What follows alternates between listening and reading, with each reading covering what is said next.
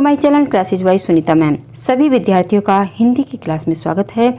जैसा कि आपको पता है, इस समय 24 तारीख को जो आपकी परीक्षा होगी 2022 में, उसका चल रहा है रिवीजन, और वही प्रश्नों का रिवीजन हो रहा है जो 100% परीक्षा में आने वाले हैं। तो अव्ययभाव समास भी 100% परीक्षा में आता है। तो आज इस वीडियो में हम ये जानेंगे कि जब परीक्षा में अव्ययभाव समास पूछा जाए तो हम इसकी पहचान कैसे करेंगे, कैसे जान लेंगे कि ये अव्ययभाव समास है। तो वीडियो को पूरा देखिए और ध्यानपूर्वक से देखिए, कॉपी पेन लेकर बैठिए। सबसे पहले जानते हैं अव्ययभाव समास की परिभाषा।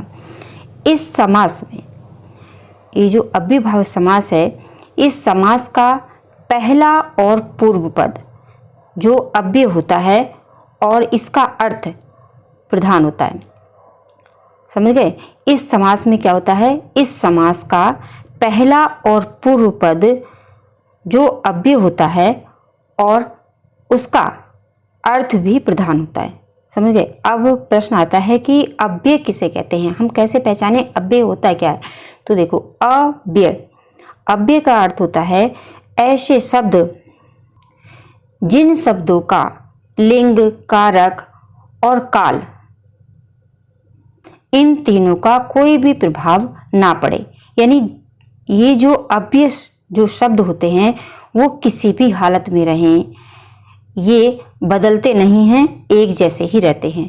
ये ऐसे कौन से शब्द होते हैं अव्यय जो बदलते नहीं हैं, चाहे वो किसी भी वाक्य में आए, कहीं भी लिखे हों, वो एक जैसे ही रहते हैं।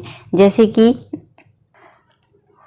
ये देखिए, यथा, यथा है, यथा कहीं पर भी लगेगा, यथा ही रहेगा।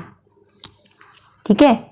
उप है, नी है, अति है, प्र है, प्रति है, अ है, अधि है, अनु है, आ है, अन है, सा है। और भी हैं, जैसे भर है, भर, भर है और हर है।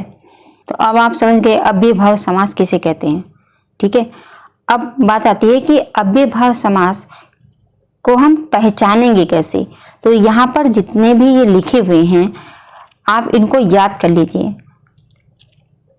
किसी भी शब्द के आगे अगर यथा लगा है, उप लगा है, नी लगा है, अति लगा है, प्र लगा है, प्रति है, आ है, धी है, अनु है, आ है, अन है या सा है, ये अगर लगे हुए हैं तो आप समझ लीजिए कि यहाँ पर कौन सा समास है, अव्ययभाव समास है।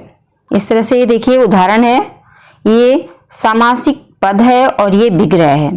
ठीक है? विग्रह करने को भी आ सकता है और बहुत जो है विकल्प भी दिए जा सकते हैं कि इनमें से कौन सा या अव्ययभाव समास है। ठीक है? किसी भी तरह से आपसे पूछा जा सकता है, बोर्ड परीक्षा में हर तरह से तैयार होकर के जाना चाहिए। तो देखिए, यहाँ पर एक शब्द है उपवनम। तो आप उप को आपने याद कर लिया, उप जहां पर लगेगा तो कौन सा समास होगा, कौन सा होगा, अव्ययभाव समास होगा। ठीक है? अब हम इसका विग्रह कैसे करेंगे। उपवन का मतलब होता है वन के समीप। ठीक है? तो इसका लिख देंगे वनस्य समीपे। अगला है निर्मशकम। अब नी आया, अभी बताया था ना, नी जहां पर होगा वहां पर कौन सा समास होगा, अव्ययभाव समास। तो इसका विग्रह होगा मस का नाम अभाव है। ठीक है? उपगंगम, उप आया है तो आप जान ही लेंगे कि इसमें अव्ययभाव समास है, तो लिखेंगे गंगाया समीपे। यथाशक्ति, यथा भी अभी आपको बताया था, यथा अगर होगा तो अव्ययभाव समास होगा। और इसका विग्रह कैसे करेंगे, शक्ति को पहले लिखेंगे, शक्तिम अनीति क्रम्य। इस शब्द को लिख कर देखिए, क्योंकि यथाशक्ति बहुत बार परीक्षा में पूछा जाता है। तो इसका विग्रह होगा शक्तिम अनीति क्रम्य। अभी जो बताए आपको बताए गए हैं, यथा, उप, नी, अति, प्र, प्रति, अ, धी, अनु, आ, अन, सा, और क्या बताया था, हर, भर।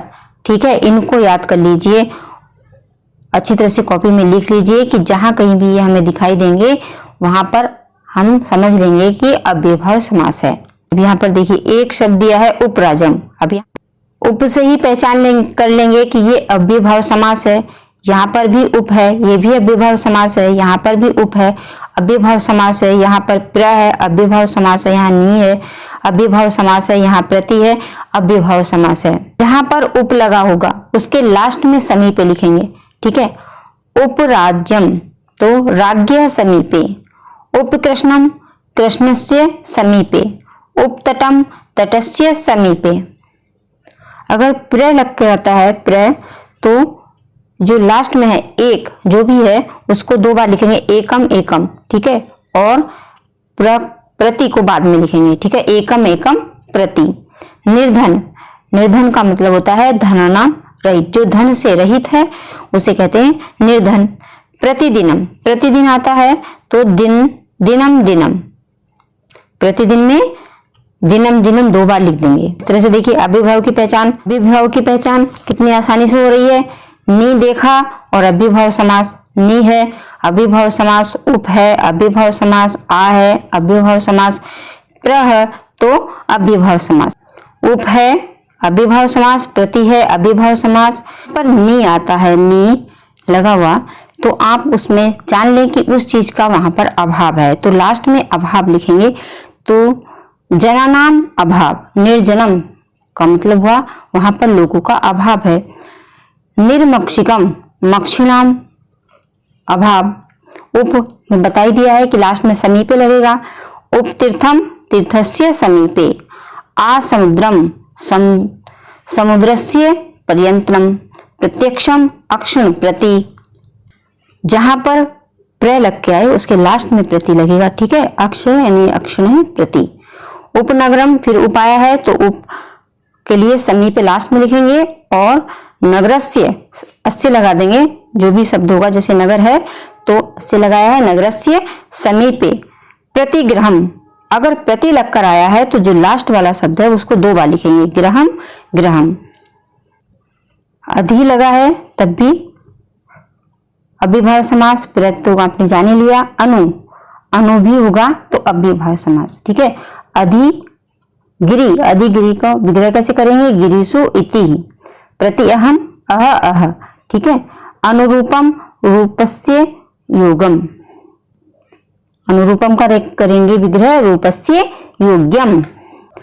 अनु विष्णु, विष्णु पश्चात, अगर अनु लगकर आता है तो देखिए पश्चात लिखेंगे लास्ट में, दिनस्य पश्चात। इस तरह से परीक्षा में आपसे प्रश्न पूछा जाएगा, निम्नलिखित में से किसी एक का विग्रह करके समास का नाम लिखिए। तो यहाँ पर देखिए 2 नंबर का ये प्रश्न है, तो यहाँ पर पहला ही आया है प्रतिदिनम, प्रतिदिनम, और कितना पूछा जा रहा है, 1, ठीक है। अगर आपने ये अव्ययभाव समास अच्छी तरह से याद कर लिया है तो 1 का विग्रह करना है, तो आपने पहचान लिया, प्रति को देखा और पहचान लिया कि अव्ययभाव समास है। अब इसका विग्रह कैसे करेंगे, प्रतिदिन का आपको विग्रह करना है, तो क्या करें, पहले लिख दें दिनम, दिनम 2 बार लिखें और प्रति को बाद में लिख दें, ठीक है। जो गत वर्षों में जो प्रश्न पूछे गए हैं समास से, वही प्रश्न आपके पास रखे गए हैं। ये आपके सामने निम्नलिखित में से किसी एक का विग्रह करके समास का नाम लिखिए। अब यहाँ पर देखिए, सबसे पहले आपने अव्ययभाव समास बहुत अच्छी तरह से याद कर लिया है, तो प्रति लगा है, प्रति को देख करके ही आप पहचान लेंगे कि ये अव्ययभाव समास है। जान लिया, इसमें अव्ययभाव समास है। और इसका विग्रह कैसे करेंगे, विग्रह करेंगे एकम, लास्ट का जो है वही लिखेंगे, एकम एक, एकम एक प्रति, जो शुरू में है वो लास्ट में लिख देंगे, एकम एक प्रति। गत वर्षों में पूछे गए प्रश्न आपके सामने रखे जा रहे हैं। देखिए, किसी एक का विग्रह करके समास का नाम लिखिए। तो यहाँ पर देखिए अव्ययभाव समास जरूर जरूर परीक्षा में आया है, ठीक है। अगर आपने अव्ययभाव समास को अच्छी तरह से याद कर लिया तो आप परीक्षा में इसका जवाब देंगे और बहुत अच्छे से नंबर प्राप्त करेंगे। तो देखिए प्रतिग्रहम, ठीक है, प्रति ही देख करके आप पहचान लेंगे कि अव्ययभाव समास है। तो प्रतिग्रहम का कैसे लिखेंगे, पहले लिख देंगे ग्रहम ग्रहम, ठीक है, 2 बार लिख देंगे ग्रहम ग्रहम, लास्ट में लिख देंगे प्रति। ठीक है, इस तरह से आप विग्रह कर देंगे। एक बात और ध्यान रखनी है कि अगर इस हलंत माँ के आगे अगर कोई व्यंजन वर्ण है तो माँ नहीं लगाएंगे, क्या लगाएंगे, अनुस्वार लगाएंगे ऊपर। इस तरह से लिखेंगे गृहम गृहम प्रति। कौन सा समास, अव्ययभाव समास। अगर इस तरह से प्रश्न पूछा गया परीक्षा में कि निम्नलिखित में से किसी एक का विग्रह करके समास का नाम लिखिए, तो यहाँ पर देखिए दो दिए हैं, दो आए हैं।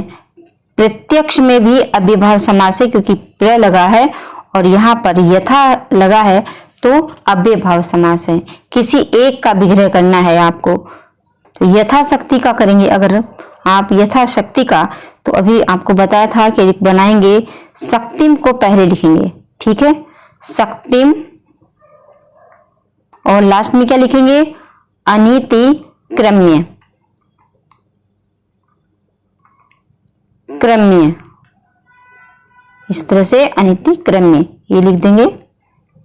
यथाशक्ति जरूर याद करिए क्योंकि बहुत बार परीक्षा में आपसे पूछा जाता है और इसका इस तरह से विग्रह करना है। आप इसको कॉपी में लिख लीजिए ध्यान से कि किस तरह से सबको लिखेंगे। शक्तिम अनितिक्रम्य। प्रत्यक्षम का आप करेंगे तो लिख देंगे अक्षुणा प्रति। अगर आपने वीडियो को पूरा देखा है तो मुझे आशा है कि आप अच्छी तरह से अव्ययभाव समास की परीक्षा में पहचान कर पाएंगे। इस वीडियो को देखने के बाद अपने मित्रों के साथ जरूर शेयर करें ताकि इस वीडियो का लाभ सभी को मिले। तो आज इस वीडियो में बस इतना ही, मिलते हैं फिर किसी दूसरी वीडियो में। हाँ, अगर कुछ समझ में ना आया हो तो कमेंट बॉक्स में आप पूछ लीजिए, और इसी तरह से वीडियो देख करके परीक्षा का रिवीजन करिए, जिससे इस वर्ष बोर्ड परीक्षा में आप बहुत ही अच्छे से अंक प्राप्त कर सकें। मिलते हैं फिर किसी दूसरी वीडियो में।